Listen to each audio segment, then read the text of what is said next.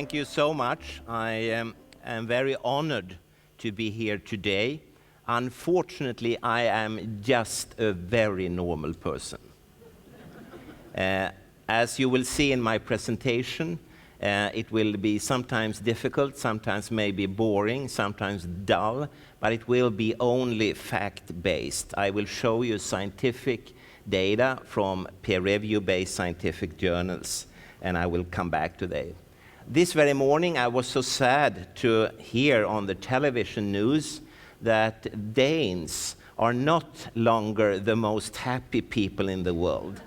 It's actually people from Panama in the Middle Americas. But I know that you actually are the most happy people. For a Swede, it's always wonderful to come to Denmark, and particularly I would say to Copenhagen. You have so much to offer us, and it's lovely to be here. And as you heard before, please do not interrupt. Have a piece of paper and a pen. Take down whatever comments or questions or suggestions you have, and we save them for the general discussion.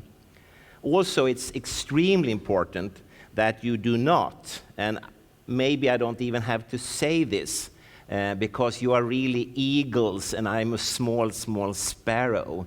But you should not blindly and blue-eyedly trust what I tell you.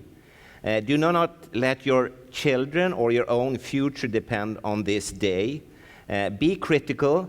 Bring out the relevant scientific literature. Read for yourself. It's all out there in the public domain. Discuss in between, compare, investigate, think, and think again. And then take a decision based on these facts for yourselves and for your family, based on your own convictions. Also, I will try to kind of translate the data in the peer-review-based scientific publications that all are acknowledged and checked by other scientists in the field. And I will try to translate these papers into your own reality. What does it mean for you here in Denmark when scientists in their laboratories demonstrate serious effects in molecules, cells, bacteria, plants, insects, mammals, and in humans from artificial electromagnetic fields? Today, we should discuss something which the Steiner School and the Steiner Daycare Center in the town of Bærum in Norway a few months ago has decided not to welcome in their premises. And I'm talking about the wireless society, with all the radiation coming from various gadgets, interconnecting them, making them, of course, useful, but in a wireless fashion, using microwaves and other electromagnetic fields. And this school in Norway, they instead have determined to make their school a wireless-free zone. And I just heard before the start that there are at least one such school here in Denmark as well. Today, we shall discuss something which the insurance companies around the world, including Lloyd's in the UK and Reassurance in Switzerland, refuse to take responsibility for. Among such items, you do not only find health effects of electromagnetic fields, but also, as you probably already know, health effects of gene-modified organisms, health effects of nanotechnology, and so on. Is it not very strange? They are all sold to us as 100% risk-free and completely safe, and then they should be safe to insure. But the insurance companies, very early, I was at a meeting, for instance, in London 2004, they completely refuse to come close to the health effects of the modern electromagnetic society. That is very telling, at least for a scientist and a normal person, and I believe it's also for you. Today we shall discuss something which the telecom manufacturers and operators also completely and totally refuse liability for. Their products are safe, so they claim, but they do not legally touch them even with a barge pole or a pair of pliers. So in a sense, these companies have their own precautionary principle. And oddly enough, it's very often found out that the families of the high-ranking CEOs of these companies, they do not use the gadgets that their father or mother sell to the children and grown-ups in the rest of the world. They stay themselves away from them. Today we should discuss something which the telecom manufacturers, for health safety reasons, tell you to keep at least 1 inch away from your body. If this is a mobile phone, it should be at least 1 inch away from your body. And they are also applied for technical patents based on cancer risks. And it's very interesting because if you think for a moment, when you buy a wireless gadget such as a mobile phone or a decked telephone or a tablet, and you should keep it 1 inch away from your body, you can never, ever touch it. And that means that they have legally secured themselves. If you will get some health effects like cancer, for instance, you go to a court of law, the first thing the manufacturer's lawyers will ask you, did you hold the mobile phone in your right hand or in your left hand? And you maybe say, oh, I used my right hand. And then they will say, you couldn't. You should keep it 1 inch away from your body. You are smoked. You are screwed as consumers. You have to realize that. Today, we should discuss something which the radiation protection authorities around the world say is completely and totally safe. Here in Denmark, in Sweden, and everywhere. But for safety reasons, they still suggest that we should use it as little as possible, and we should use a hands-free device. Again, it's odd. For a scientist, either a gadget, a thing, is safe or it's not. There is no way in between. But for the radiation safety authorities, there is something in between, also very telling. We should discuss today something which the radiation protection authorities around the world says, and I quote, it gives off very weak radiation, in spite of the fact that a single mobile phone to your head has a magnetic field equal to lifting several electric train engines to your head. In Sweden, electric train engines are the highest exposure factors in occupational issues. And no one would like to sleep next to an electric train engine, but you do.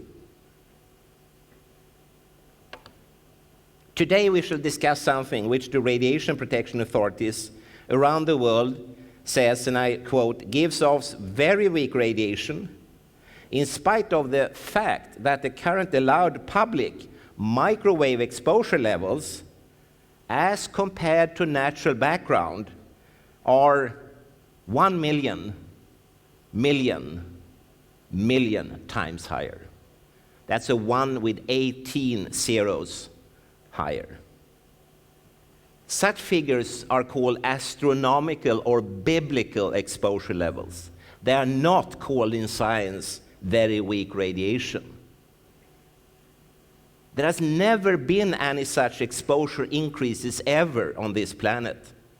And often, as you know, from one day to the other, suddenly a mast system is erected somewhere, it's put on, and from that second, people are showered with biblical exposure levels. And I'm more surprised that people just doesn't understand this and very early said, hey, we just cannot do this. We just cannot expose the public domain in that way. Today we should discuss something which the educational authorities claim to revolutionize teaching and learning in our schools, in spite of the fact that they have been used for years in, for instance, Sweden, parallel to an enormous drop in pedagogic quality and learning capacity. You probably have read about this PISA investigation showing Sweden and other countries plummeting downwards in learning capacity and teaching quality.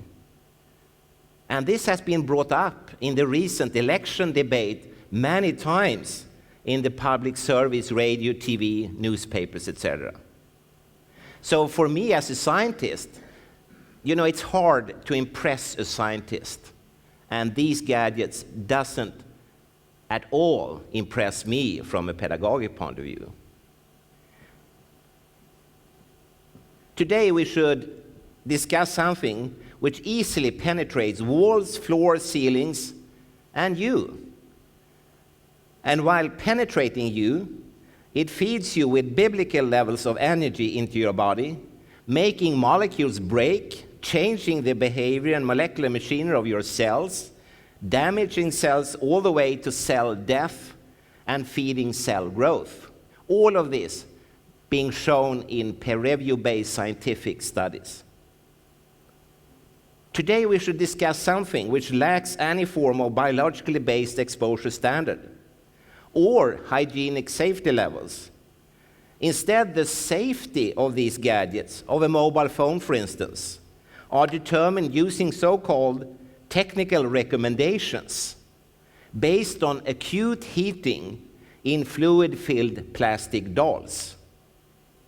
Not even Swedes are fluid-filled plastic dolls. So my question to you here, these recommendations, do they really make you feel safe? No, of course not. Remember that today we will discuss toys, not life necessities such as clean water, clean air, food that can be eaten without risk, care, concern, love, and respect. Children, for instance, who do not get these necessities of life will perish. Children who do not have e-readers, tablets, mobile phones, still will mature to responsible and loving citizens. That you do not need to worry about.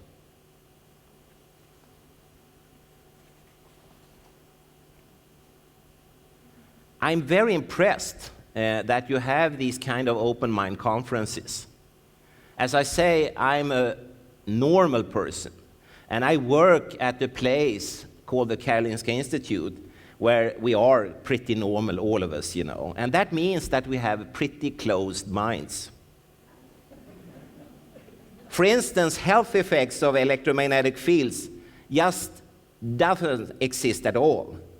All fields and rays are said to be safe, but one thing you very quickly find out, and I have found it out the very, very, very hard way, is that it's very unsafe and unwise to try to investigate these artificial radiations from all these gadgets, such as tablets, wireless internet, mobile phones, computer screens, power lines, baby monitors, and PlayStations.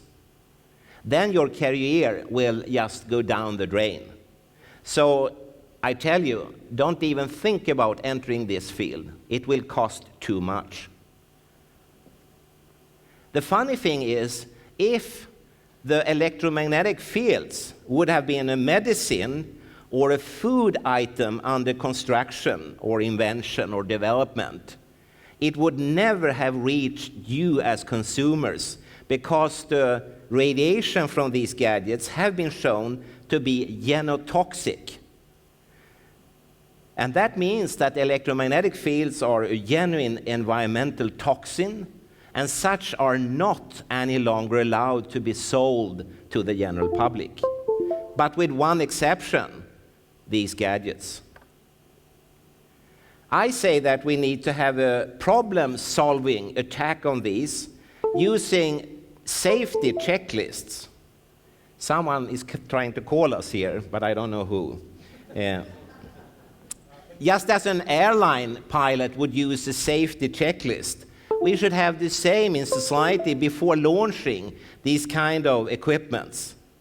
And I say again, just by entering the first line with genotoxicity, it would just cross them out from being sold. There are, of course, huge conflicts of interest here. Politics, bank and finance, manufacturers, operators, they are based on greed instead of need.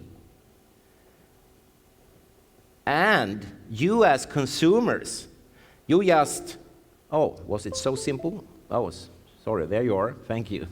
And you as consumers and general public actually just accept this. Maybe not you that are in this room, but all the others. If you could go backwards, there. And that I don't think you should. These gadgets impair learning and alters moral conception and reduces the belief in moral judgments. They affect fertility in a very scary way. And I say that we need a truth commission. Facts need to be put on the table in a truth commission way. I say that we need to establish who is actually responsible for this 24/7 human whole body experiment. And we need clear liability contracts. I have tried to get people to sign such liability contracts, but I have failed. No one wants to do that, and as you saw a few moments ago, for instance, the manufacturers, the operators, and the insurance companies just completely refuse to take any responsibility. I say we need a court of inquiry before the catastrophe, and it should be a casualty task force, like after a big airplane crash or something similar. You can just leave it. I touch it if it starts beeping again, you know. Yeah, so. But we have a problem up there. Oh, yeah. It's later on. Yeah. You can just talk. Yeah. I say we need what I have asked for many, many times. I want to inaugurate, to start an Institute for Common Sense. I think there should be a Nobel Prize.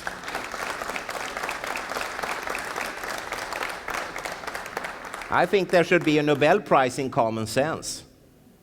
That is what we are lacking. And as Frank so elegantly pointed out, there is very high time for mankind to change track. We're heading towards a number of big issues. We are watching them on television, but honestly, are we really doing very much about it? No. I say that we need a completely transparent scientific system based only on need and never ever on career, profit, or similar things.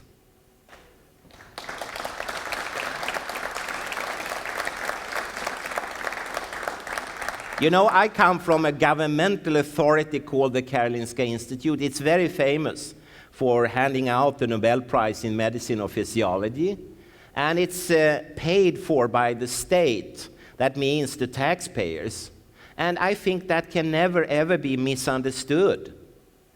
People like you have employed me for their needs, not because I should do any particular career or anything like that. And I think we need to change it. I say we must have a moratorium now. As you can see, when you sit out there, I'm old. I will soon be gone. No one will remember me after a few years. But please, remember to act today. You have to act. Not only regarding health effects of electromagnetic fields, but all these other pending issues. Gene-modified organisms, global warming, nanotechnology, the Human Brain Project, and so on. They are bad, they are evil, there is just no need for it at all. It's just what we need is common sense.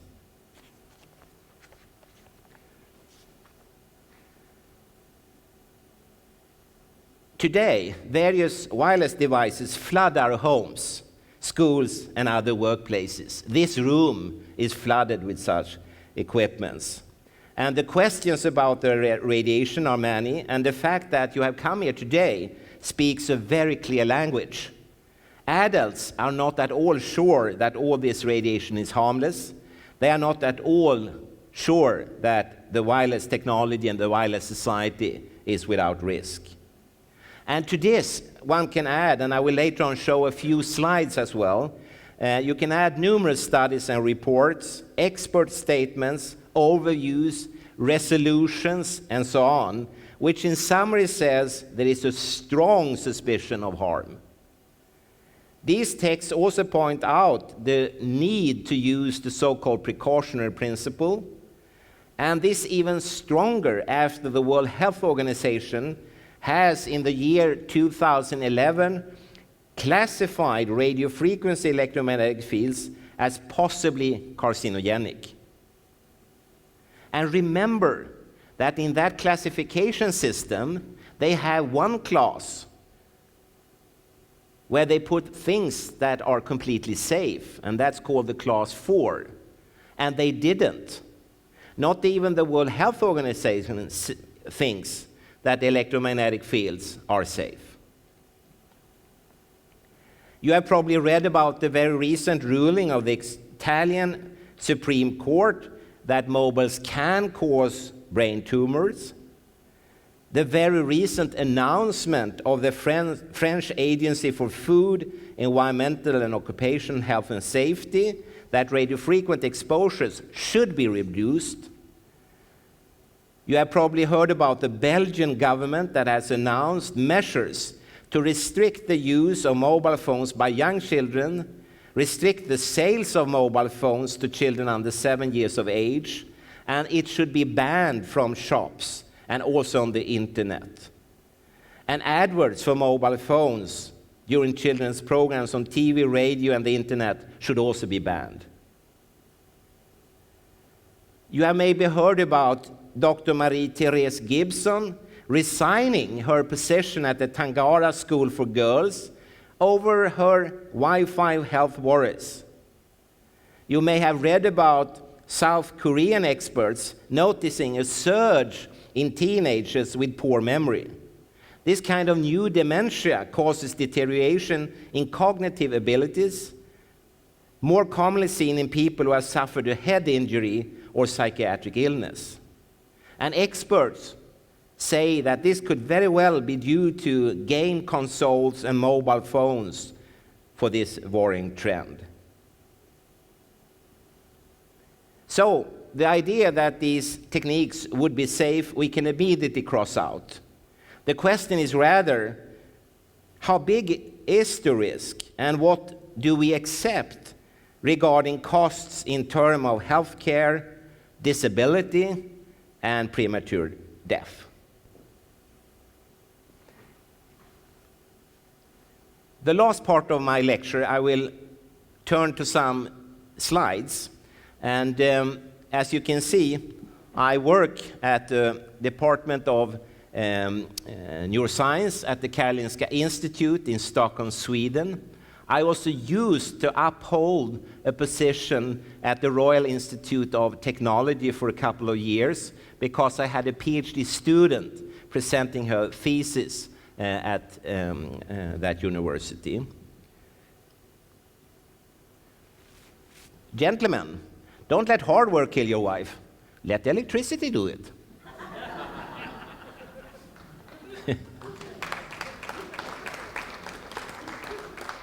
This is a very interesting slide because it immediately divides the audience into people having a normal sense of humor and people having a more twisted, sick sense of humor. So, a very rapid experiment. And of course, electricity is everywhere. All these lovely lamps and things we have in here would not have been possible without the electricity. We would be sitting in darkness. And also it helps us a lot. The woman on the slide here, she gets a lot of help cleaning her rooms back at her home. But one thing that maybe wasn't really realized, and early it was found out, that in the United States, Norway, and Sweden, when electricity was introduced on a larger scale at the end of the 19th century, certain persons actually started to claim adverse health effects. Very early in these countries, people popped up saying, I'm not feeling well, after they have introduced electricity where I work or where I live. And there are very detailed, actually, but still anecdotal reports indicating the presence of what we nowadays call electrohypersensitivity, and I will dwell a little bit on that in a few moments. And this was further strengthened by the introduction in the 40s, 50s, and 60s of so-called amateur DX radio. More and more people started to claim adverse health effects of various nature. It could be headaches or flu sensations in the body or itching or pain sensations. One of the very first studies to attract serious health interest was the one by Nancy Wertheimer and Ed Leeper. And it was published in 1979, and to make a long story short, they found an association between power lines, where the electromagnetic fields were stronger, and childhood leukemia. And this is also cancer classified by the World Health Organization, actually 10 years before the radio frequency fields. And now we are back in 2001, where this also is classified by the International Agency for Research on Cancer, which is part of the World Health Organization. And in this particular field, I never hear any discussions really.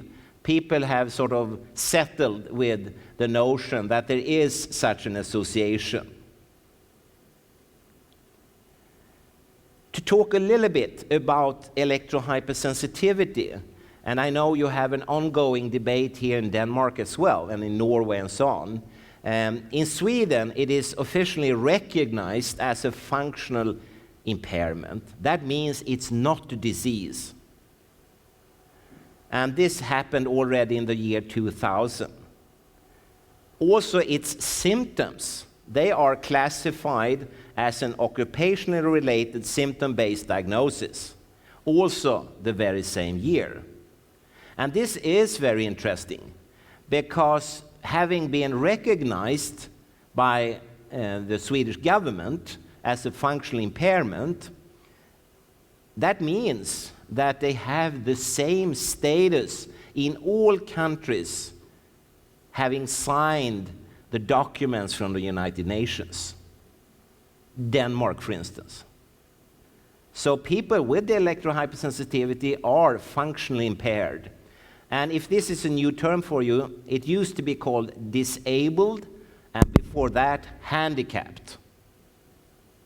But these two terms have been changed into the more modern functional impairment. And the definition of functional impairment is a little bit like when I go to Denmark, with all due respect, I sometimes find it very hard to understand Danish. And that means that I will be functionally impaired. Thus, every human being on this planet, during his or her life, will many, many times be functionally impaired. Not to knowing Danish is not a disease. It's just an impairment. And for that, I need assistance, and I would like to extend a great thank you to all you lovely people who has helped me yesterday and today, and hopefully tomorrow too, so I will get back to Sweden.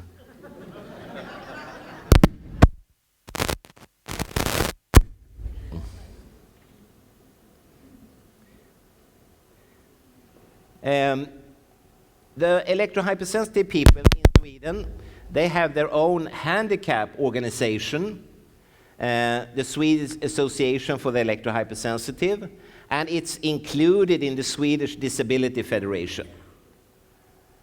And Swedish municipalities, they just follow the UN 22 standard rules on the equalization of opportunities for people with disabilities, which 2007 was upgraded into a convention called the UN Convention on Human Rights for persons with functional impairments.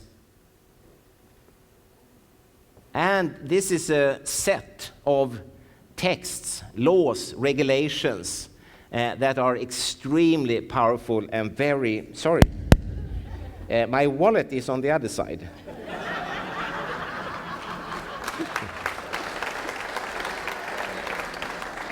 Is it all right? Yeah, sorry. It just contains Swedish money, by the way. So.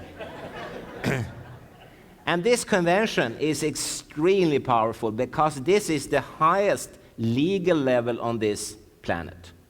You can never go above a UN convention, and it regulates our everyday life in all the UN countries, and most countries are members of the United Nations. And actually, these texts are also extremely intelligent and very simple. And it says people with functional impairments, like electrohypersensitivity, are entitled to have an equal life in a society based on equality. That's all. But just watching recently a program about your Danish queen, I realized, no, you don't have any equality in Denmark. Her yearly income is somewhat higher than yours. So you have to work on it a little bit, but you will get there eventually. And to achieve this, the most important principle is the one about complete accessibility. And that means that every public domain must be fully accessible. And this room, for instance, for a person with electrohypersensitivity is not accessible. It's too much in here. So we all need to file a complaint to the United Nations. Because even if you are not electrohypersensitive, even if you are not functionally impaired, we are obliged to always report such complaints to the UN. So go home, write, and send. In Sweden, as in most other countries, impairments are viewed from the point of the environment. No human being is in itself impaired. There are instead shortcomings in the environment that cause the impairment. Thus, it is the environment that should be treated. And for people with electrohypersensitivity, such treatments of the environment could be, for instance, shielding, removal, distance, etc. And in Sweden, we have an action plan for persons with impairments, and it came already in 1999/2000, and the title of it is so fantastic. It says, From Patient to Citizen. That was the end of the view that people with functional impairments were ill, sick, or had a disease. They are just citizens. So it's nothing wrong with a person with electrohypersensitivity from that point of view. It's the environment that needs to be made fully accessible. It's like with me and Danish. I don't have a disease. I just need an accessibility measure. And in my case, the easiest is to have a personal assistant. And I had that yesterday and today. Someone helping me to overcome the obstacles very effectively. I heard that people in this room have had to move from their homes, changing school and so on. And if you go to the United Nations text, to force a person to quit one's employment or to move from one's home is a serious legal violation. It's just completely forbidden. And the same goes for children. You are not allowed to discriminate them from their educational rights. Never. Their environment should just be fixed, organized, made accessible. But again, I hear that sometimes authorities, municipalities and so on doesn't really understand this. And then you should file a complaint.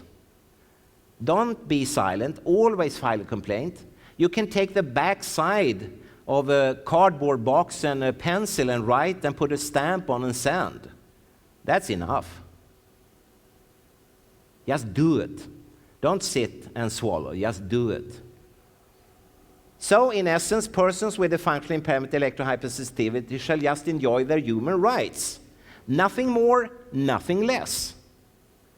I have often asked people if they are prepared to give up even a small, tiny part of their human rights. No one has said yes to that.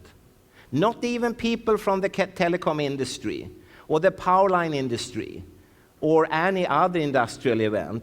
No bank person or finance expert or politician says, oh yeah, I could give up a small part of that.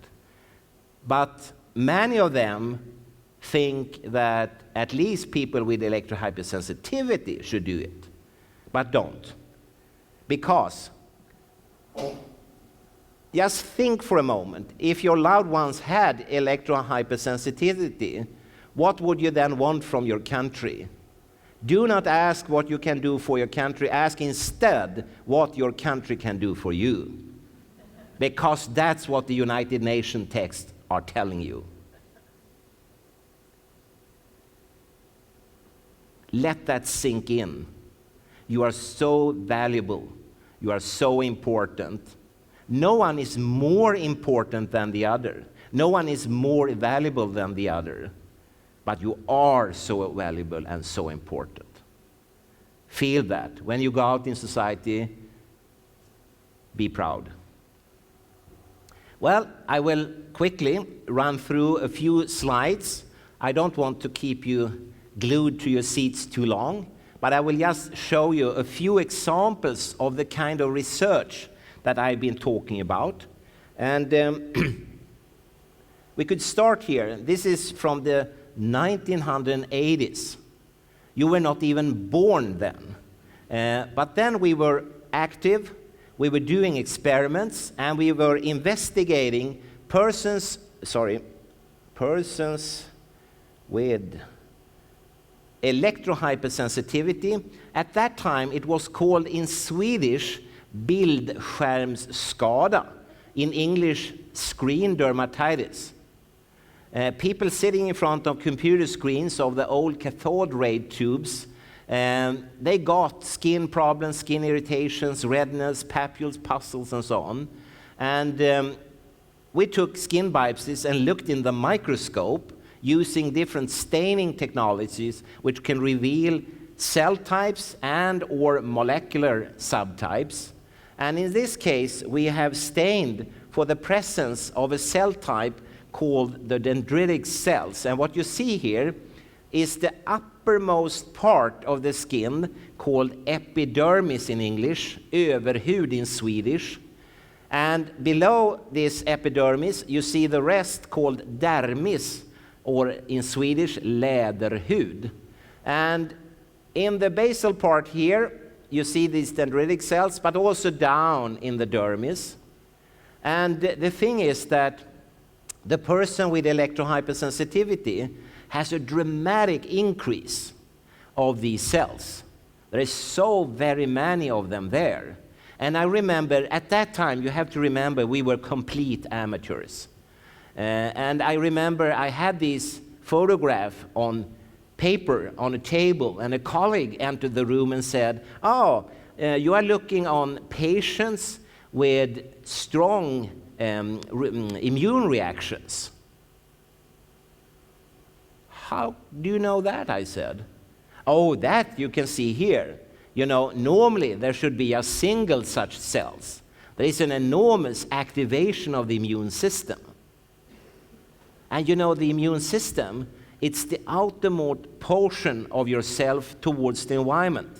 And it reacts to environmental whatever, toxins or factors that will stimulate the immune system. It could be pollen, nickel, and so on. But in this case, it was just electromagnetic fields. And many persons with electrohypersensitivity, in their initial phases, they complain of flu-like symptoms. You know, when you feel very achy and stiff in your body, and the joints are aching and so on. And maybe this is the microscopic image of that. When we put such a person in front of a normal household television set, after some time, we could see that these cells had seemingly disappeared. And you have to trust me. At that time, I say we were amateurs, and particularly I was a complete jerk, you know. So I told my younger collaborators that no way, you must have done something wrong. You have to repeat this experiment. There is no way all these cells just could have disappeared. And they muttered something behind my back, went back and did the experiment once more, but the outcome was exactly the same. After the provocation, the number of these cells had gone down practically to zero. They were just gone. And if I hadn't been such an amateur, I would have known that this is exactly what happens with you in a few months' time. You know, we are entering the autumn, the winter, but then the spring is coming, and we stand there on our lunch break in the sun, and it's so lovely. After the long winter, it's so lovely. In the afternoon, you feel, wow, I feel a little warm, maybe a little bit reddish. And if you would take a biopsy then, this has happened. Because these cells will leave the skin and go to immune competent organs in your body, like lymph nodes, telling them that, hey, here we go again. The person is out on the stairs, exposing himself or herself to a very dangerous radiation source, namely the sun. And then signals go back to the skin, telling the skin to build pigment. And in a few days' time, you will get a suntan. And that's a post-inflammatory reaction to radiation. Simple. It has been studied at the Karolinska Hospital just across the road from me, so I should have really known, but I didn't. Here we didn't allow them to go out in the sun, and since this was done in December in Stockholm, there just wasn't any sun, by the way. So that's not the culprit, but the culprit here is the electromagnetic fields from the television set. In another experiment, we instead investigated the so-called mast cells, and mast cells has nothing to do with telecom masts. They're called so because they are thick and swollen. They contain agents such as histamine and heparin, and when they are released, you get the classical allergic reactions. Any asthmatic or allergic patient would know very precisely what I'm talking about. And in normal healthy volunteers, you have again a microscopic image with the epidermis. Something is going on.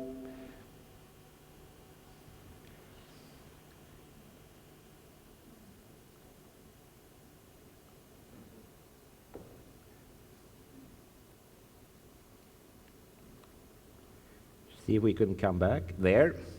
Sorry for that. What you can see here are bright dots. In the normal healthy volunteer, these are the mast cells. This is a typical normal image. Or actually, it's not very typical nowadays, because the number of mast cells in the normal healthy population is slowly rising. So in textbooks in medicine, they have to be rewritten now and then, because the baseline constantly goes up, also saying that something is wrong in the society. But nevertheless, if you compare with a person with electrohypersensitivity, you see an enormous increase. And if I back one slide, no, I couldn't. There. You remember this image. This is a classical textbook image of a so-called radiation damage. In this case, from sun. The next one is also a textbook image of a radiation damage, but this you would see if you expose people to things like plutonium and uranium, X-ray, and strong ultraviolet light and radar rays. But these are just persons with electrohypersensitivity, but their body has reacted in the very same way. So from this moment on, and now we are at 1992, then we formed as a working hypothesis, people with electrohypersensitivity just have a radiation damage. It's nothing particular, nothing strange, it's nothing new.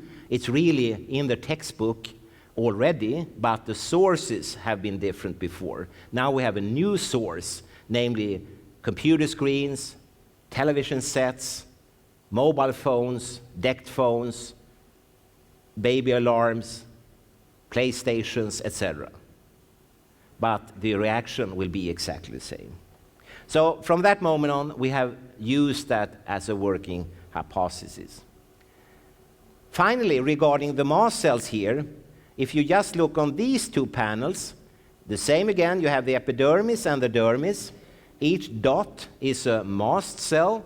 This is a normal healthy volunteer, and this is the same person 2 hours after being exposed from the computer screens and television sets. And here, the normal healthy volunteers, they were actually students. They were sitting with their back towards the computers and televisions, and after 8 hours they were released. But we took biopsies now and then to follow what happened. And no one reported any health issues at all. We were asking them if it felt hot or itching or pain or anything. No one felt anything. A few of the students reported that they felt it was boring to sit with their back to computers. Well, they have to report everything. But that was the only thing, you know. But when we took biopsies, their skin had reacted as if they would have been sitting with their back to plutonium, X-ray, or ultraviolet light or radar. And it was just computer screens and television screens. So the reaction pattern, the very same. It took a longer time to get such an image from plutonium. It takes a few seconds. But here it took approximately 2 hours. But they didn't feel anything. So it's interesting. Our idea is that everyone is nowadays activated. This is also part of the immune system, which also would explain why this student already at the beginning, compared to an image from the 1950s, they just have too many mast cells. And you know, at least in Sweden, that allergies, asthmas and so on have exploded. And now it's approximately 50-55% of the young population, and of the whole population it's more than 1/3. In the 50s it was less than 0.5%. So it's an enormous increase in allergies and asthmas. Maybe this could have something to do with it.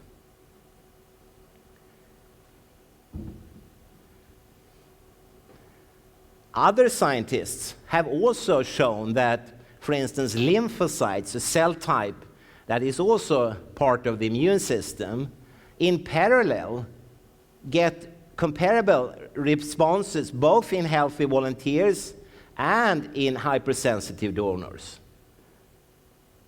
So maybe not only the persons with electrohypersensitivity are at stake, but everyone is. Very interesting investigation. Peter French and his colleague Charles Harvey, they have done studies regarding these mast cells. But instead of taking biopsies from human beings, they have cultured them in plastic vials and having so-called cell cultures. And to make a long story short, in Australia, mast cells in cell cultures, they do not like to call in mobile phones. They react as if they would have been exposed to a classic allergen such as nickel or pollen.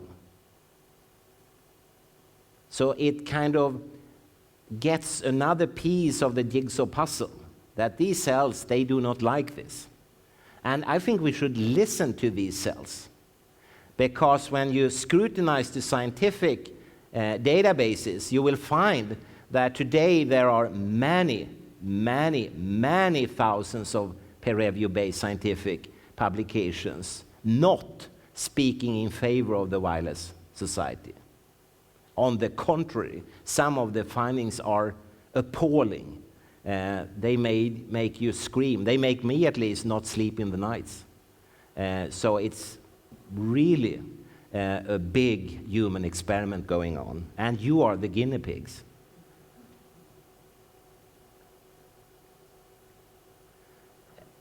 A colleague to me, Hajime Kimata, he's a clinical dermatologist. He has made some extremely interesting observations, because he took allergic patients and exposed their allergy rashes to mobile phone radiation, and then they got worse.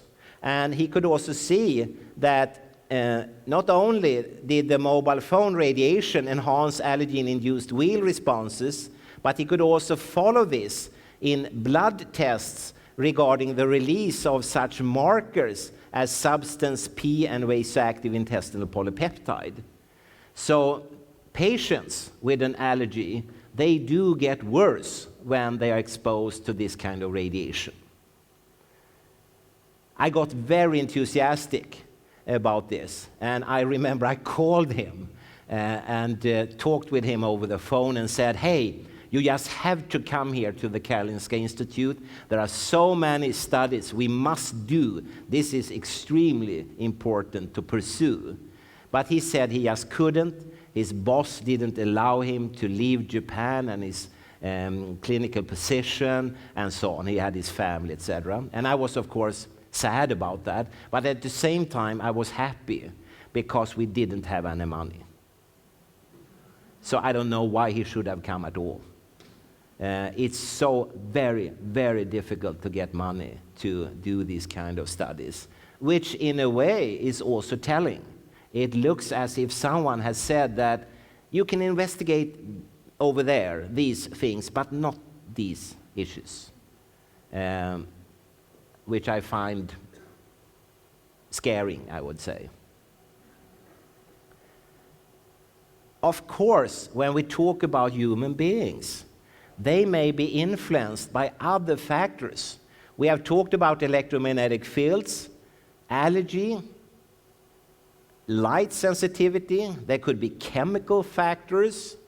But then you have the whole psychological piece of this cake regarding this person's personality, so-called coping phenomena. Maybe he or she doesn't like her boss, or the work task is too stressful, or the machine is jamming all the time, or something is not good. And that we have to understand and always have in our so-called controlled studies. And when we talk about persons with electrohypersensitivity, as you know, the explanations or the explanatory models from the very beginning was that no, there are no such effects from electromagnetic fields. These persons just imagine that they get harm from computer screens. And it's possibly because they are women. They have postmenopausal problems. It's hard to cope with their new life. The children has left their home. The husband has a new mistress, and they don't feel happy any longer. But then there were men starting to come. So then one said, no, sorry, we didn't mean that. We meant it's the persons with a low education, because they do not understand all these new machines, and they get stressed. And then they believe they have an electrohypersensitivity. And then there came lawyers, professors, high-ranking military officers, high-ranking CEOs in the industry, film stars, rock stars, and so on. And then people suddenly say, no, we meant the opposite. It's actually the persons with high education, because they want so much. And when they are not able to produce all these fantastic things they have in their mind, they get stressed, and then they think they're electrohypersensitive. And the sort of most glorious model of them all, you hear they are not models. This is just superstition. This has nothing to do with the dull, boring science, you know. It's so easy to investigate this. But one model that was very interesting was that it's a mass media-driven psychosis. When journals, magazines, newspapers, tabloids, radio, television writes, speaks, talks about this, then people start to feel things. Maybe I'm electrohypersensitive too. And you get a mass media-driven psychosis. It's not uncommon.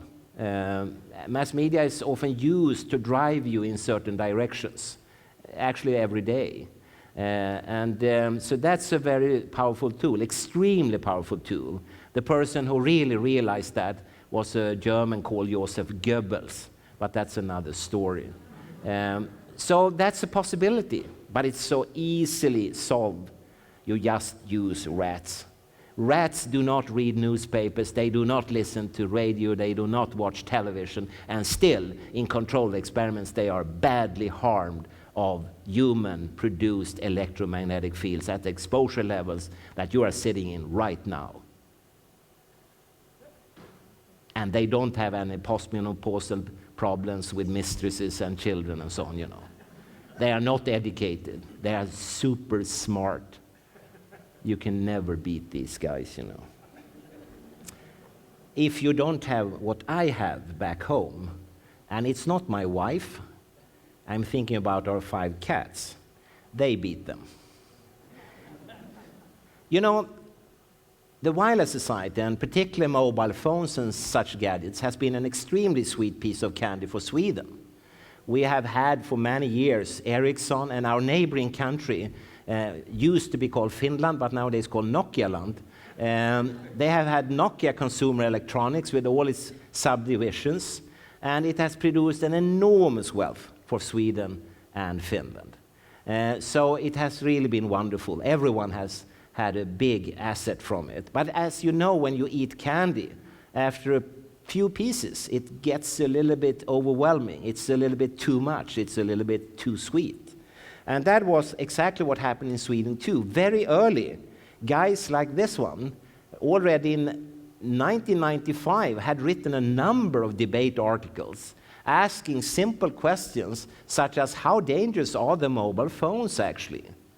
And in these articles, people like myself, we put very simple questions, but there never seemed to be anyone able to produce any answers. And one of my favorite questions, which I've sent to the Swedish government, is, please, I know you say it's safe, so can you please send the documentation showing it is safe? So far, I have received nothing. After all these years, all these letters to all these ministers, to all these persons, I have received nothing. And Jesus Christ, they are employed by us. It's a really transparent democratic system. They have to send all the documentation, but they just don't have it. And as the famous ABBA song, they just take a chance on us. They hope it's safe. And if it's not, they have probably retired by the time when the shit hits the fan, you know. And in 1983, and you see time is flying, I say again, you were not even born then, you know. I coined an expression that other scientists have used a lot. I said that this is the largest full-scale experiment ever. What happens when we, 24 hours around the clock, wherever we are, allow ourselves and our children to be used as guinea pigs whole body irradiated for the rest of our lives. And I repeated it, 1985, 89, 92, and now it's 2014. I'm running out of space, as you see here. I have to do something about this slide. For each year added, the space is decreasing. And 1994, Expressen, one of the tabloids in Sweden, thought that this would be the Christmas gift of the year, question mark. But no way. I mean, to give a child such a very strong radiation emitter, it's not very wise at all. Others point to the radiation protection authorities. This is from Norway, and it says in Norwegian, Strålevernet har sviktet. The radiation protection authority has not done their job properly. And very often it seems as if these authorities protect the radiation instead of the citizens, which is completely in contrast to what they should do and what we believe they are doing. And in Sweden, I don't know for Norway and Denmark, but in Sweden, the Radiation Protection Authority has been infested by representatives from the telecom industry. That is not the way it should be. But they just do it openly. They don't even try to hide it. They do publications together. But they shouldn't. These authorities should stand free from the sectors of the industry they are supposed to control. But in Sweden they are not. And I hear similar things happening in other parts of the world. In other places, and this is from the Northern Ireland, people, they are more aggressive than Scandinavians. So here they just took down one of these huge masts. They got pissed and said, no more. You should not radiate our children any longer.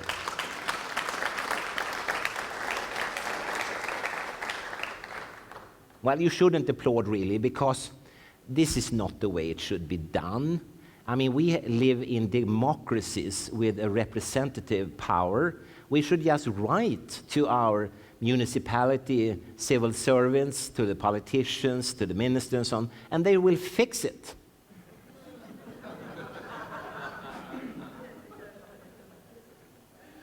Or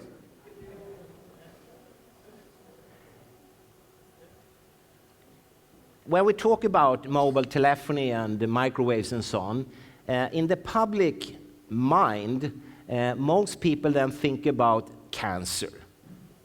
And cancer is, don't get me wrong, it's very important and so on, but from a scientific point of view, it's not the most important as it stands today. The most important, I would say, it's probably the effect on DNA and DNA fragmentation.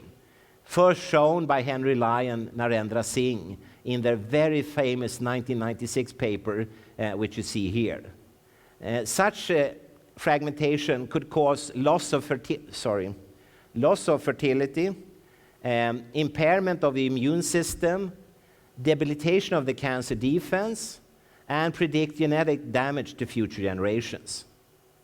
Again, all of this has already been shown. I do not sleep well in nights.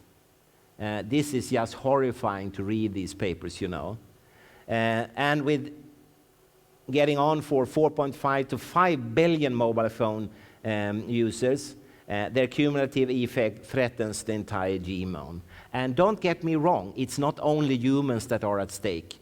Every living creature on this planet are right now. Every bacteria, every insect, every plant, every bird, every dog, cat, and so on. They're all exposed everywhere, you know. There are few places left which is not exposed 24/7. When Lai and Singh produced their revolutionary studies, immediately they were accused of being amateurs and they had done things wrong and blah, blah, blah, all of that, And people were harassing them and bullying them and slandering them in public. And eventually it was decided by the telecom industry that they would repeat the study of Lion Sing. They gave 12 European laboratories in 7 countries money, enormous amounts of money. They got equipment, personnel, cells, chemicals, everything to replicate. And it was done very nicely, very controlled, double-blind, perfect. And eventually, the study was finished, and it's called the reflex study. And when these double-blind codes were broken and the results revealed, do you know what had happened? These laboratories had proven Lion Sing right. Do you think that the telecom industry went to a bizarre length trying to stop the publication of this study? Yes, but they couldn't. Eventually it was published. And what was shown was that here you have a so-called COMET assay, a very simple tool actually, but very powerful.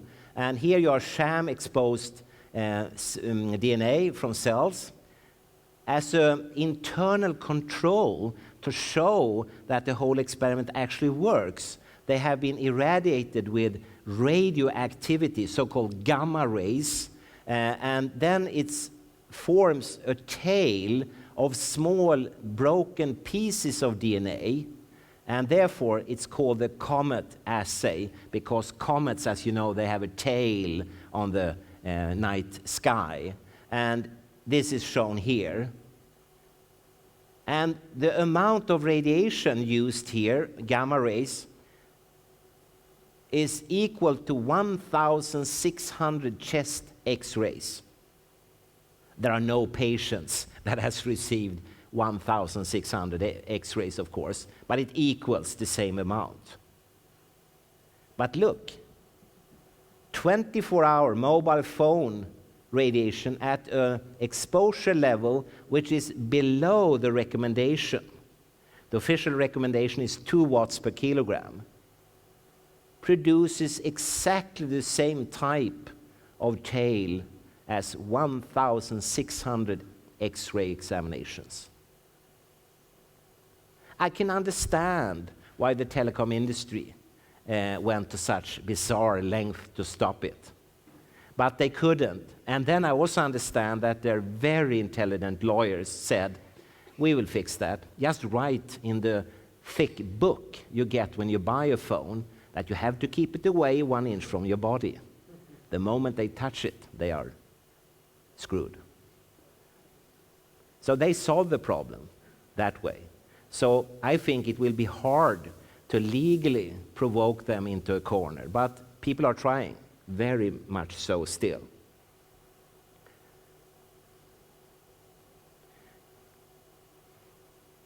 I should also say that this effect on the DNA is cumulative, meaning the more you live in such an environment, the more damage your DNA will have. And remember that this was just 24 hours of mobile phone radiation. And you have lived years and years and years in such exposure levels. So of course, it's interesting to ask oneself what will happen with the genomic material on this planet. And more studies regarding cumulative effects are important. One thing you should also remember is that I mentioned that the official guideline or recommendation is 2 watts per kilogram, but most studies that are showing effects, they are below or very much below or extremely much below this. So this 2 watts per kilogram value is not protecting you at all. And that was found out very early by scientists like myself, that it's just a technical recommendation and nothing else. And here you can see, for instance, the effects on DNA, but also other effects on eating, drinking, calcium, fluxes, the EEG, the electric activity of the brain, and so on. There are so many papers. And if you would like to read a short summary of approximately 4,000 papers, I recommend you to go to the Bioinitiative report, which is on the internet. It's just 4,000 papers. If it should be safe to use these gadgets, all these scientific papers must be wrong. That has never happened in science. The probability for these papers to be wrong is just zero. There is no such probability.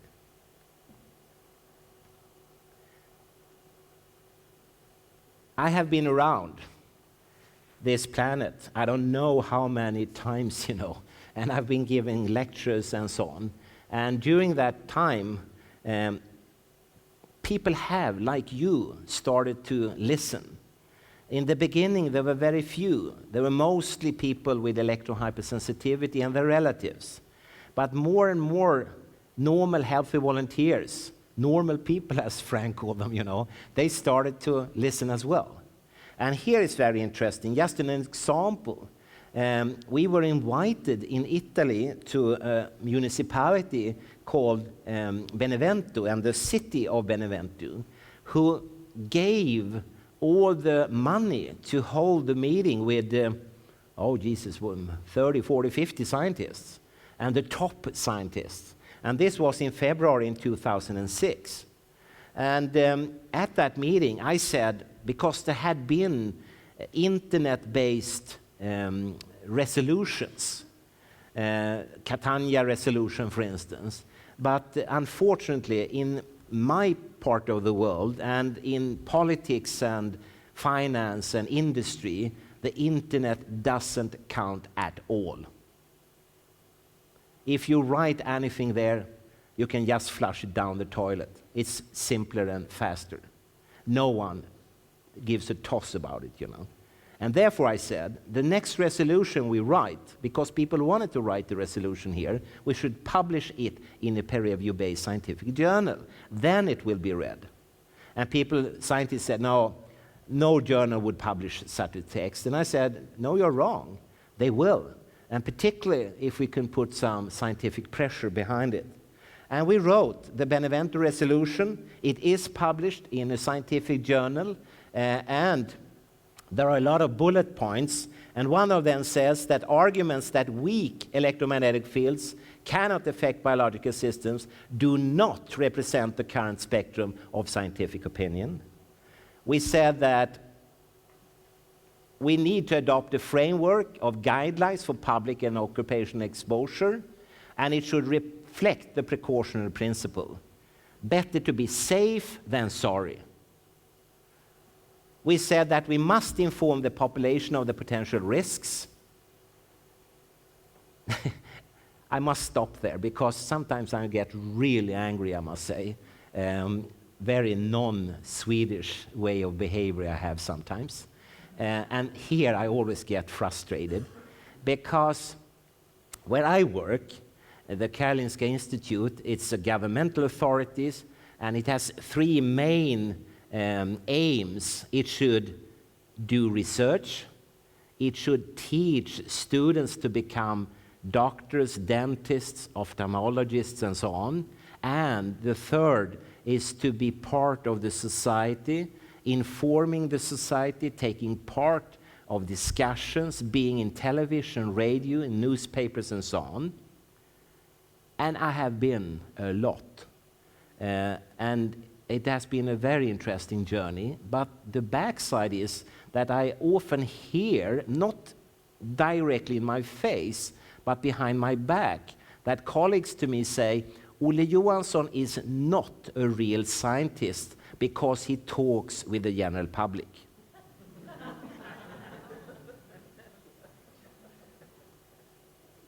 I have to hold on to the table. That's the whole essence of a democracy. We should all talk with each other. I'm employed by you, or rather the Swedish taxpayers, but nevertheless. And I should, of course, inform them. And since we are part of the European Union, I should inform you too. And since we are part of the United Nations, I should inform everyone on this planet. There I get a little bit angry when I think about that. But we should inform the population. We should limit cell phone use and cordless phone use by young children and teenagers, and ban telecom companies from marketing to them. And as I mentioned before, like in Belgium, they have taken this to their heart and really tried to decrease this marketing. At that meeting in Benevento, 2006, another thing came up. I said that, there are a lot of official reports from radiation protection authorities and so on, but they are very skewed. They have filtered away the important studies and based their assumptions on the non-important or non-interesting studies. We should do our own compilation of the science. And people felt very enthusiastic about it, but it boiled down to we had to do it ourselves. And we then started out, and we could only work for 9 months. We didn't have a single dollar, nothing. We had to do it in our free time, in weekends, evenings, and after 9 months, myself and others said, no, we cannot go on any longer. We must do other things in our life, you know. But we had by then compiled approximately 600 pages and 2,000 scientific reports, which formed the Bioinitiative report. And it boils down to the title, A Rationale for a Biologically Based Public Exposure Standard for Electromagnetic Fields in the ELF and RF range. And I'm sitting here at the restaurant in Stockholm at the Karolinska Institutet. And you probably see that this is a Nobel laureate sitting there on a painting. And here's me, and this is Cindy Sage, the secretary of the Bioinitiative report. You know, when you produce 600 pages, you don't think anyone will read it. But people did. And one group that really read it was the European Parliament. And they used it the year after. This was presented August 31st, 2007. And the year after, September 4, the European Parliament voted 522 to 16 to recommend tighter safety standards for cell phones. And they said that the limits on exposure to electromagnetic fields, which have been set for the general public, are obsolete. And if there's someone here from the English-speaking part of the world, you know that the word obsolete is extremely strong. So they just said, these recommendations we just cannot have. And they also said that they were greatly concerned at the Bioinitiative International Report concerning electromagnetic fields, and which points to its conclusions to the health risk posed by emissions from, as you can see, all types of gadgets, not only mobile telephony, but Wi-Fi, WiMAX, Bluetooth, DECT, landline telephones, blah, blah, all of it, you know. So they included all these gadgets together. What happened then? Well, that was also interesting. The telecom industry said, this is good. This is a very good idea. But this group of scientists cannot do this new compilation. We, the telecom industry, will do it instead.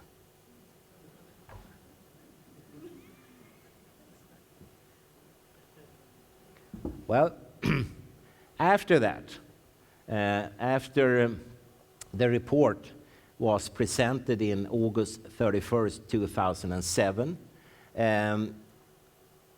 I remember September 1st, the very day after, when I came to my work, there were already 3 new scientific papers that should have been in that report. But we had to stop. And I will just quickly show you that after that, scientists have shown that use of cell phones decrease the semen quality in men, by decreasing the sperm count, motility, viability, and normal morphology. And as you know, in Europe, for instance, all countries, the quality of male sperm cells are going like this. Maybe this is one of the factors behind that reduction in quality. Another study from Greece pointed to that if we wait generation after generation, it will end in complete, irreversible infertility.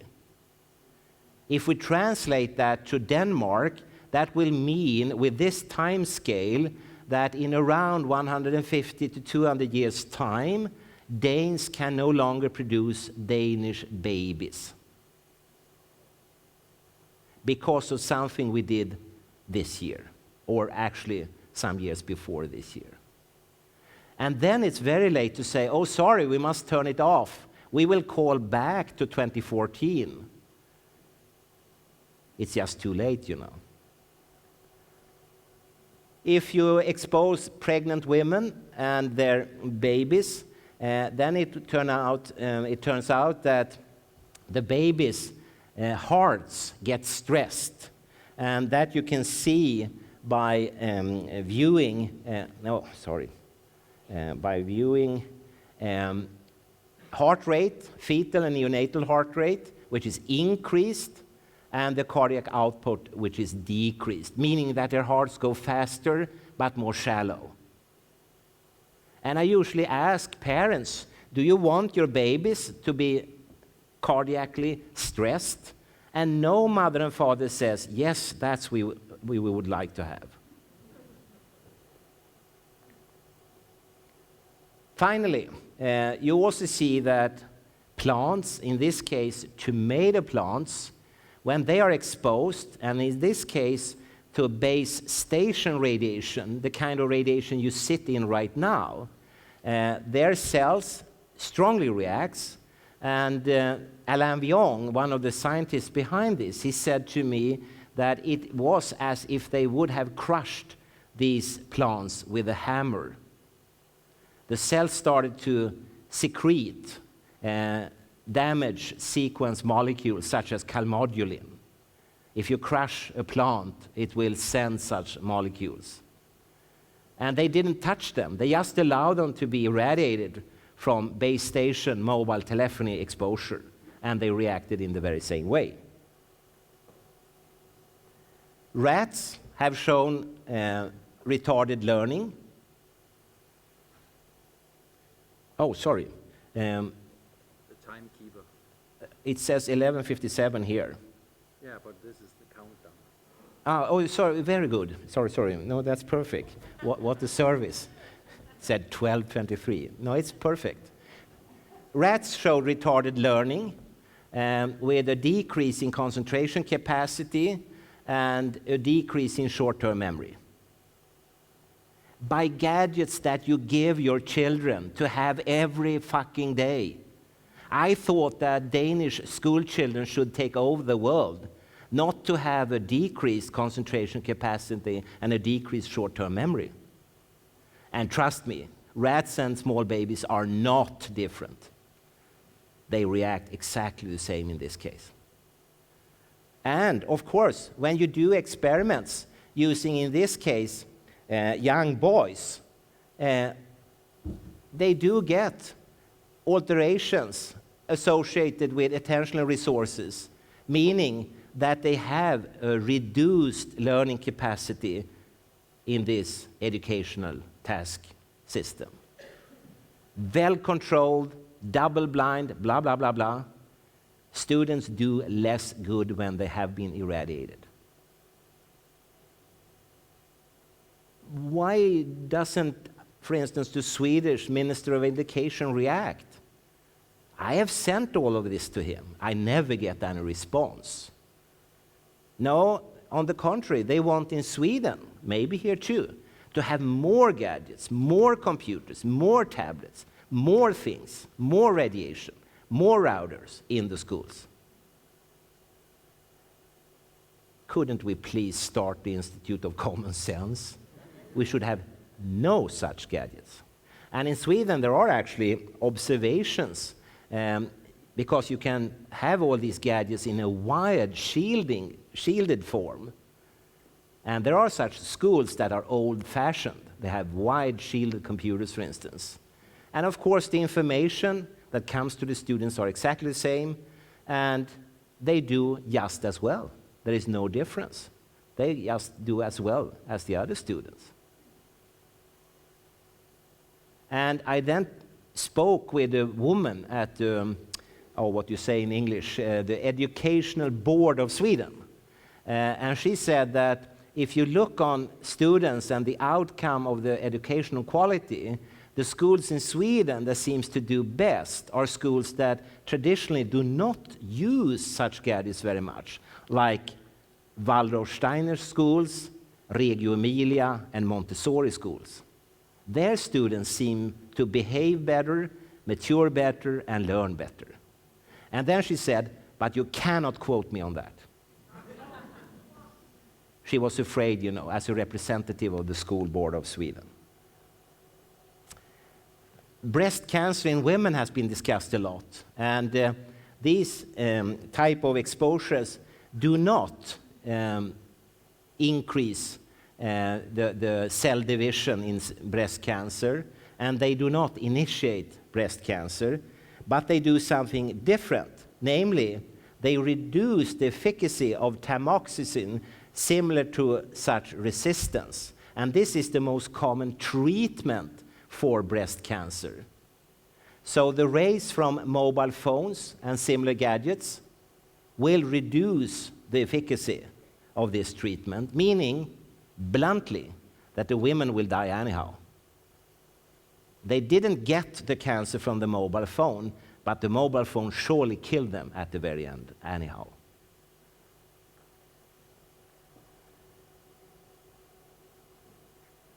After this Benevento meeting, we wrote a lot of different statements and resolutions and so on. The London one is one such in 2009, and we proposed that children under 16 should use mobile phones and cordless phones only for emergency calls. No Wi-Fi, WiMAX, or other forms of wireless networking are placed in homes, schools, or public areas. Of course, very few listen. But I don't want to die feeling that I could have spoken out. I could have told them the truth. I could have taken responsibility.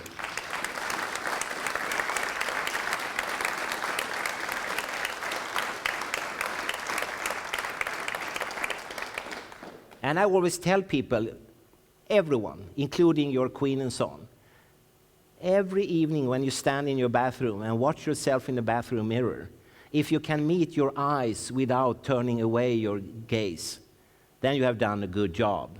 But if you feel ashamed, please go back and redo what you did. That's very important.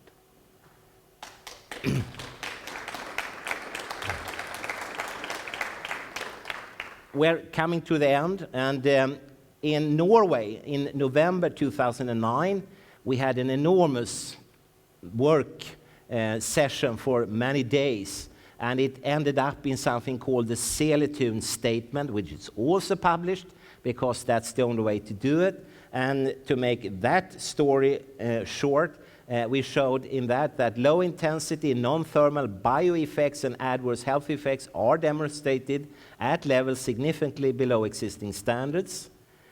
The public safety limits are inadequate and obsolete with respect to prolonged low-intensity exposure. New biological-based public exposure standards are urgently needed to protect public health worldwide, and it's not in the public interest to wait. We must do it now. Well, that was published, the Cellular statement, in 2010 in an American journal. And then what? Well, as I already mentioned, in 2011, first the Council of Europe said that we have to ban phones and wireless networks in schools. May 31st that year, the World Health Organization classified radio-frequent electromagnetic fields as possibly carcinogenic. I said that the Italian Supreme Court ruled in favor of that mobile phones cause cancer in a patient. That was in October. And now we are in September 2014 in Copenhagen. Maybe the answer to all of the things I've said to you and all the things we have discussed is no more full-scale experimentation. Just think for a second. I will twist my fingers, and when I did this, all wireless gadgets in the world have just disappeared now. They're just completely gone. Does that make any real difference? No. No way. You need to go to the toilet, eat, you need to sleep, you need to think, and so on, educate yourself. And interestingly enough, and that has been scientifically studied, if you remove, for instance, mobile phones, then you see a dramatic and quick increase in, what you say in English, in public health, because people start to talk with each other. And the first thing they will say is, you know, it's so funny, I have lost my phone. You see, I had it at my work, and then when I came back from the toilet, it was just gone. And the other will go, oh, that's odd. You see, I've also lost my phone, and by the way, you know the big antenna? It just disappeared. And they will start to communicate, and soon they will talk about important things like children, garden, dogs, cats, food, water, and so on. So it will actually be an asset to a society to lose a lot of these gadgets.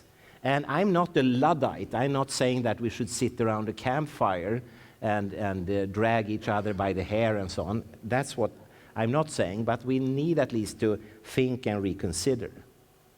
And just finally, you have to think a little bit about safety. There are, as you know, guideline recommendations. And this guideline you see as number 2, that's what you live in. That's the Danish guideline, 9 million microwatts per square meter of radiofrequent radiation. And then others have either said or indicated reduced levels. And you see, for instance, the Bioinitiative report in the revised, updated version said 3 microwatts per square meter would be all right. But there is only one hygienic safety level ever produced, and it's proposed by myself. And it's this one, because this is the natural background during normal cosmic activities. This is what you lived in before Finland went into Nokia land. And you see, the difference is just astronomical, biblical. And if it's hard to think about, just make it into sound level instead. Just imagine tomorrow the birds in Copenhagen have increased their voice strength by 1 million times. One sparrow could then completely destroy the whole of Denmark. It will just be nothing, sand left of that impact, that sound impact, you know. Probably the whole planet will go to smithereens. So it's odd that we allow these kind of exposures given all the scientific data we have. Recently, in the United States, the Supreme Court updated decision regarding a widow to a smoker. She had been given $2.32 billion as compensation. But the Supreme Court said, no, it's too little. So she now gets $23 billion as a compensation because her husband died from smoking. When I talk with American lawyers, they say that the compensation sums regarding the microwave irradiation will be much larger. they are talking about 100 or several hundred billion dollars per case. And the reason for that is smoking, initially we didn't know very much about. No one understood that it was a cancer problem. But for microwave-based issues, we understood this already in the 40s and 50s. We then knew, especially in Sweden, was a huge number of papers published regarding microwaves and the very bad effects it has on the living life. And therefore, it will be summoned to much higher levels of compensation. Well, isn't it fantastic? The last slide and the clock on the very second. Thank you so much.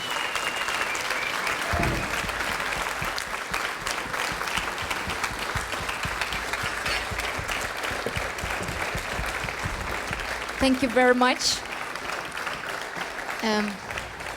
Before we let you go, we have the EHA's representatives which would like to present you with an award. Oh, yes. So I would like to call them Oh. up on the stage, please.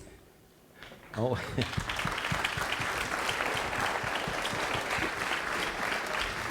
This cool. You know, I shouldn't have an award. I just did what I was supposed to do. I did my work, that was all. You are obviously a very normal man. Yes, I am. Yes. But you are an extraordinary man. Oh. And I am representative of the electrosensitive people in Denmark, Yes. the EHS-foreningen. And we want to give you this award. And we want to announce you a member of honor of our wow. association. Oh, that's a So here you fantastic go. honor. Thank you so much. So, thank you. Herrejösses.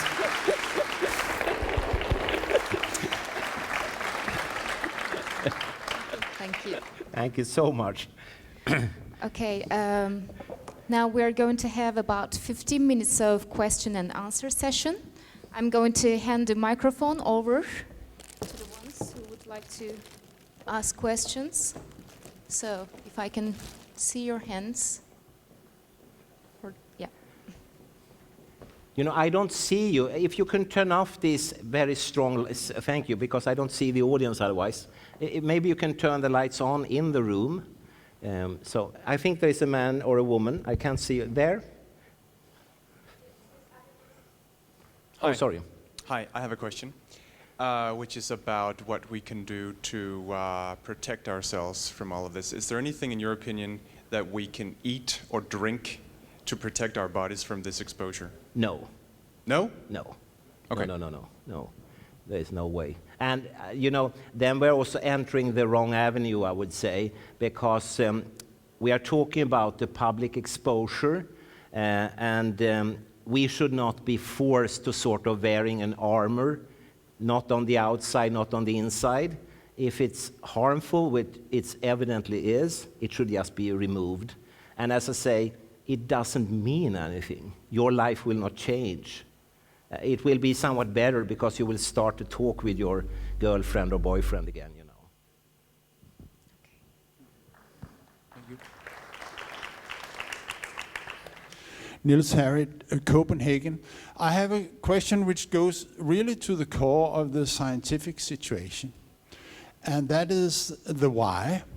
Is there any understanding in the scientific community as to why there actually is an effect on biological systems by what you most have been talking about, microwaves, but you've been through the whole range of radio frequencies from 50 hertz in the power supply to the power lines, which is 500, 600 hertz. That means we're talking about a whole range of frequencies. And I always wondered, this is actually my field, the scientific field, interaction of electromagnetic radiation with materials. So what is the mechanism of interaction? Is this purely a heat effect of the microwaves, or why does the DNA actually fragment? Has anybody made any experiments in this respect? this is an extremely important and very good question. We have wanted to do a lot of mechanistic studies, but we have not been able to get the necessary money. But others have done so, and there are pieces, quite a few actually, that points in various directions, and there are various hypotheses, and scientists are right now trying to follow them, but it's too early to formulate any form of unifying theory.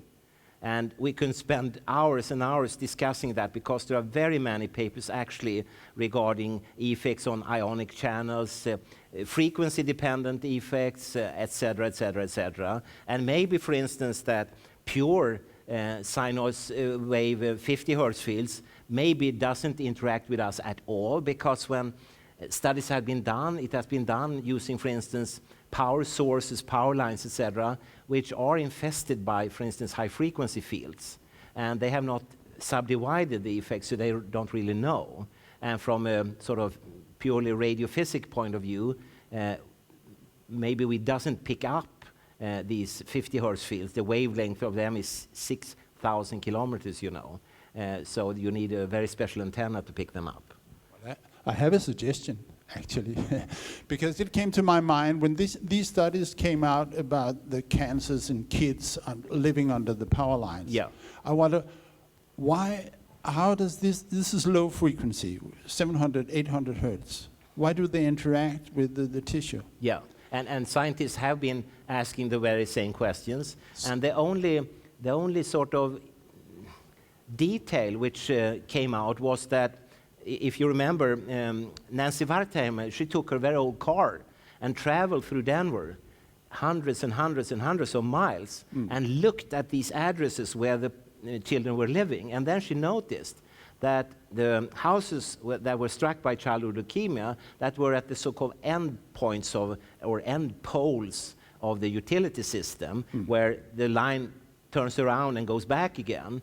And later on, it was discovered that there were higher levels, but she didn't think at all about if there were electromagnetic disturbances in higher frequencies. So it's gradient rather than actually intensity. Yeah, could be. But how interaction with the membrane potential? It's obvious, it's static, and it would react to low frequency fields. Yeah, but someone needs to really prove it as well at the scientific level, you know. Has this been done? No, not yet. Okay, thank you. But I mean, there are studies on their way, and it's very interesting to read all these studies, because they subdivide, as I said, into different tracks. And I have formulated, it's very private and very personal idea, that it kind of boils down to the unnecessary addition of energy. Exactly. Yeah, it's just so simple, you know. We feed all the living organisms with energy, and they do react. Yeah. And maybe it's not so very, how do you say, complicated at the very end. But it could be. So, appreciate it. Yeah.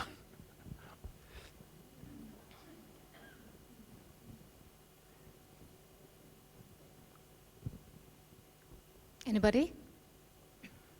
Yeah, you should take your chance. I will never come back, as you know. So yeah, I don't have time for that, you know. I have to take one place at the other, you know. So. My name is Sten Ingwersen. So my question is, has the industry, or is the industry doing anything in order to reduce the irradiation from each mobile phone? They are, but it has officially nothing to do with health effects. They want to save battery time, so the lower emissions, the longer the time of the battery, the less often you have to recharge it. So that's what they are doing. But still, you know, we are talking about, if you think about the skyscraper that has 1 million stories high, you know, and they are taking off a few thousand of them at the top. And from your point of view, being at the natural level, you cannot even see the top. It's so far away, you know. So it's just a technical measure yet. But legally, they have protected themselves, as I said, you know. So is it possible to sort of shield the mobile phone so that the user is protected to some extent? From the actual phone, you can shield by just not using it. just not having one. That's probably the simplest, but not from the background radiation. And I remember 1998, there was I think it was a week of conference in Göteborg in Sweden. It was called Mobile Phones and Health. And then I remember I asked one of the physicists from Chalmers in Göteborg, and I said, we have listened now to the data presented at this conference from professors like Henry Lai and so on. And I said, if we take all the data, 1998, and boil down to your question, how far away from my body do I have to keep the mobile phone to be safe? And then he said like this, from the stage, and I was sitting in the audience, he said, well, you know, it's hard to give an exact figure, but if you keep it away 5 to 10 kilometers, you would be safe.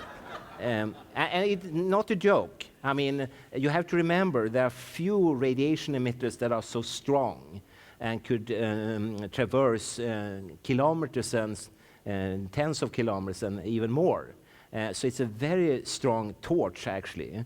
And then he said, but of course, even if you have it so far away, apart from having to have very long arms to do the numbering, you know, you cannot escape the base station radiation. And that one in its own is still biblical. We are talking about these massive increases, you know. And don't forget what this man pointed out too, the power frequent levels. A mobile phone, when you have it to your body, equals several of the Danish electric train engines in radiation exposure from ELF fields. So it could be that culprit too, or both.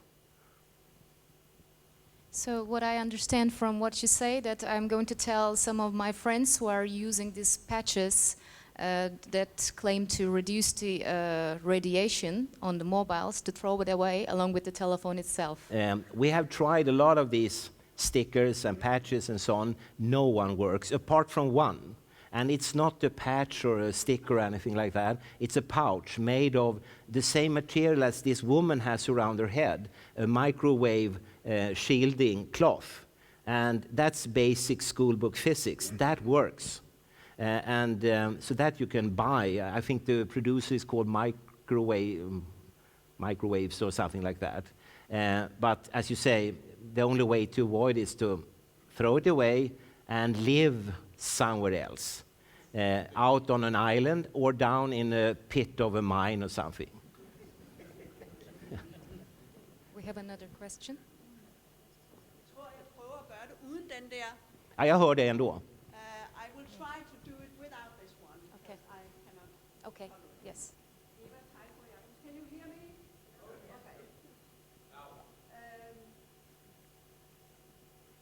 I will ask the why. You ask the why. Why do they get more gadgets, more and more and more, and why doesn't the ministers listen? And my question to you is, have you considered that they themselves, we all, are addicted, physical addicted to microwave? Yeah. That was actually... Just because when we put a mobile phone to our brain, our neurotransmitters are,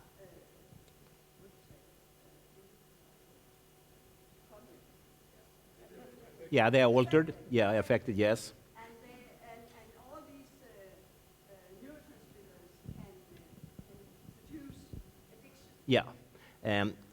You are so very right in this, and that was shown again by the foremost expert in the world, which you really should invite, and that's Henry Lai, of course, from University of Washington in Seattle, the United States.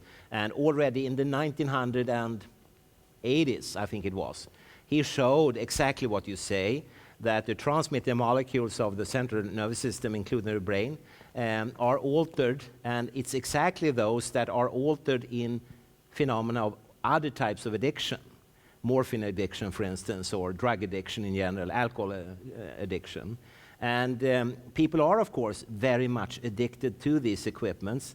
And that's, I mean, we are leaving, in a way, what I talked about and entering a new area. And it's fascinating to see this. You know, I'm a man, for instance. And when I don't have a car, I've never had that. So I go in the public transportation, in buses and undergrounds.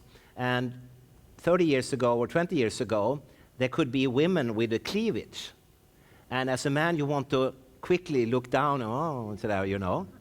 Nowadays, I could sit for hours because she is occupied with this.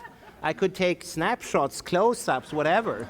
You know, I could undress and show myself. She won't even notice this, you know. So it's another ballpark. And of course, that means that the fascination is lost. So I read instead. But this is telling us something. And the addiction is very, very obvious. And people, I don't remember the figures, but they are crazy, you know. People will look at their iPhones hundreds of times a day, checking, no, nothing else happened, checking again, and so on. And of course, that reflects, and you will not like me saying this, but most modern people in most modern countries do not have a meaningful life any longer. Their work tasks and so on are completely meaningless. And few are farmers, hunters, diggers, craftsmen, and so on, you know. Most people are doing completely meaningless things, and they are looking for meaning in their life. And that's what they, for a neurobiologist as me, that's what they're doing. And so a gigantic crisis would be good. And in Sweden, at our public television, there is a Danish program everyone loves, and it's about a Danish young farmer who uses old-fashioned tools. And people are just glued to it. They talk about it, and as a neuroscientist, I think, oh yeah, they are showing something that you don't see any longer, a meaningful life. Struggling for survival. That's what it's all about, you know. But we don't do that any longer. So we play games. You know, when I took the aircraft, there was a man and a woman, and I tried to be polite, saying that, oh, you are going to Copenhagen, how nice. What? They were playing games, both of them, you know. So, But what you're talking about now, that's the psychological. yeah, but it's a physical addiction as well. My question is there also a physical? Yes. In rats, you know, we are not allowed to decapitate human beings and take out their brains. And maybe we will be surprised if there are no brain there. But we are allowed to check rats, for instance, and physical addiction is there. And it was shown very early. Which, of course, again, I mean, for the modern type Joseph Goebbels minds is extremely nice. You have a gadget that makes people addicted, so you can control them. And I'm not talking about the New World Order or anything like that. I'm talking about just making them consume the right things, namely the things that are on the shelf. You know, we used to go to a shop asking for things I wanted to have. Do you have eggs? Yes or no? Nowadays you go to a shop, oh, they have this and that and so on. It's pre-decided what you should wear, eat, and so on, you know. Someone has decided for you, but not for this Danish farmer. I love him, you know, he's a great guy. What a man, you know. But I'm a little bit surprised that his wife takes it, you know, because sometimes it's very primitive. So. Okay, we get another question for you over here. Hello, sir. I'm B. Hope, and thank you for a brilliant presentation. Oh, thank you so much. Very, very humorous, too. So I have two things I want to ask you. First, are you familiar with a guy called Barry Trower? Yes. Because I wanted to hear a guy who knows more about this than I do, if he is credible, and what do you think about him? Just short. I always have the stance that every human being is credible, but that doesn't mean that what they say I could support, and many of the things he claims I cannot find any support for in the scientific domain. But he's certainly a credible man when it goes to taking a pint or something like that, you know. So. Okay, thank you. Very informative. And my second one was, what do you think? What is your personal opinion about being a very informed man? How can the majority of people in not only Denmark and Sweden, just most of the Western countries probably, be unaware / ignorant of the fact that all these masks and everything is so toxic for us? How can we not know that? That's a very interesting comment of yours, because at least in Sweden, media has done a fantastic job. Newspapers, tabloids, radio, television has covered this in extenso, as you say in Latin. They have done so much, so no one can claim not to have been informed. But of course, the recipients, the consumers of media, they pick what they want to see and read what they want to know and so on. And you know, when I'm out traveling, for instance, in Sweden, I always try people by being naive. I don't say who I am. I just ask questions like, have you thought about these mobile phones and all this radiation? And the most common answer is, no. What's about it? Once in a while, people, yeah, I read something about it.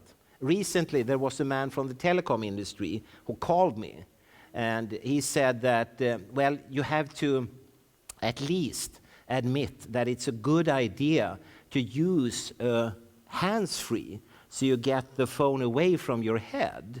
And I said, no way, it's the opposite. You should actually have it up here, because if you have a hands-free, you will move it towards very sensitive areas in your body, especially the gonads, producing egg cells in women and sperm cells in men. So that's contradictory to what I would recommend. And then he said, gee, now you beat me again, you know. So he was very concerned, but he thought that the solution was to just remove it and hold it in your hand, which it's not. Well, unfortunately, our time is over. So this is going to be all the questions that we're going to take for the day. But I would like to thank you on behalf of everyone here for the information and the spirit you brought to the conference. Thank you.